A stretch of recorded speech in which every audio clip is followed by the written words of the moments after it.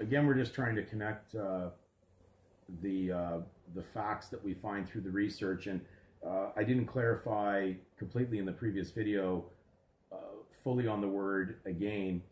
The reason I caught it so quickly in the past, but couldn't get my head around the explanation to do it within videos because I was concerned more of possibly offending the existing audience that consider themselves born again believers instead of set apart believers or other terminologies.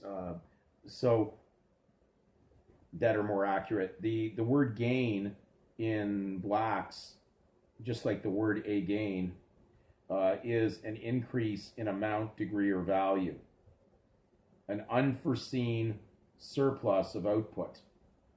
Now, we know time, we're dealing also with it says an unforeseen instance of profitability.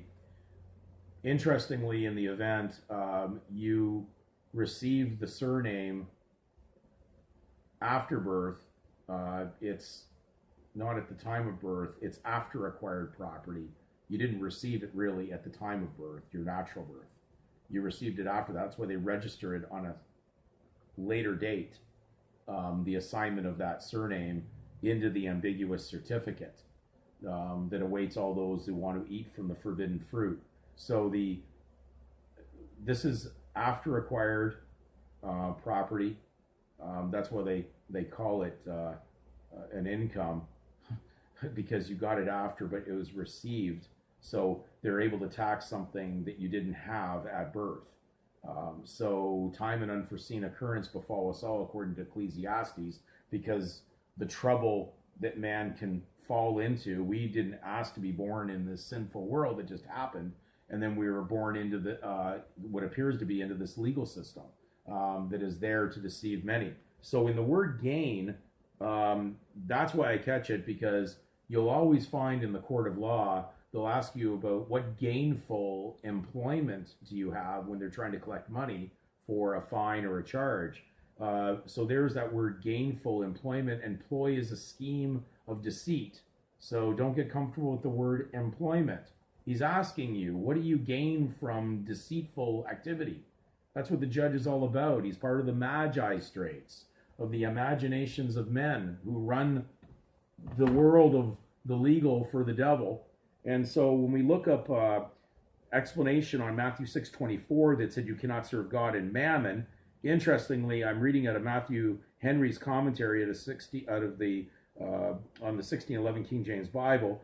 Not saying he's infallible. I'm just saying some of his research will come out accurate, some is not. But this is what I believe would be accurate from research. He says the application of it to the business in hand. You cannot serve God and mammon. Mammon is a Syriac word that signifies gain. So whatever in this world is or is accounted by us to be gain is mammon. And he goes down all the things that could be mammon. But he mentions that it's part of the unity of the world's trinity and what it centers on: sensual, secular, self. And that's what the surname represents, and that's what it represents: the body, corporate, the material lust, all the treasures you can accumulate under that. But the trick is, it isn't yours. It's not your property, and you touched it. So the gain, born again, they're actually saying that your natural birth, which is part of the creation of God, has now been born again with the gain name that they put on you. And that's why I'm saying be careful about that term, because it isn't accurate in what God's purpose was for man to return to him, and using his son bring us back to the Genesis when Jesus, of course, or Christ was there, when he had an active, of course, interest in us because he was there during our creation. Let us make man in our image. So we're in the image of God, so we're being brought back to the Genesis, back to the beginning, before Adamic sin occurred and Satan and his evil and fiction and legalism basically contaminated the earth, which is now more known as the material world, the illusionary world of Satan. So We have to do our research in order to get these conceptions correct. True conception, not a misconception birth.